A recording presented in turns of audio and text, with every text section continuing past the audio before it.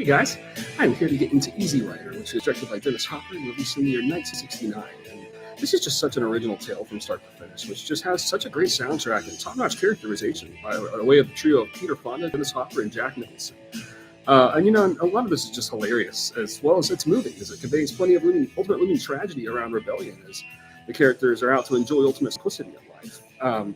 It's really just an unforgettable project, as it depicts death in the late 1960s, as it bridges to the 1970s, which I would say this reminds me most of a Rolling Stones documentary, Gimme Shelter, as it depicts some of the late 1960s as having something of a party as something an off-kilter dominating force brews in the air. It just conveys an indescribable sense of dread, with subtlety and signs that this ultimate sense of simplicity can't last forever. It feels like there's something in the air that's just going to just be destructive to this force, something to turn around in time and just mess it all up for everybody. Dennis Hopper's directing is just wonderfully slow paced as it depicts ultimate subtlety in characters as they just hang out, with which seems like a strong foreshadow to Richard Linklater's easygoing spirit.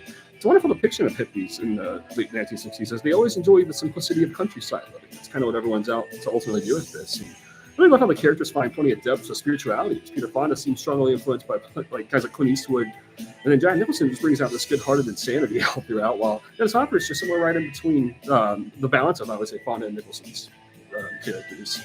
And Hopper is just surprisingly, again, just as great of an actor as he is a director here. I love that balance here. And the characters ultimately display this very charismatic and human throughout. The cinematography is just always gorgeous, along with this incredible late 1960s soundtrack, which just features absolute gems by artists like the Byrds, Jimi Hendrix, and Steppenwolf.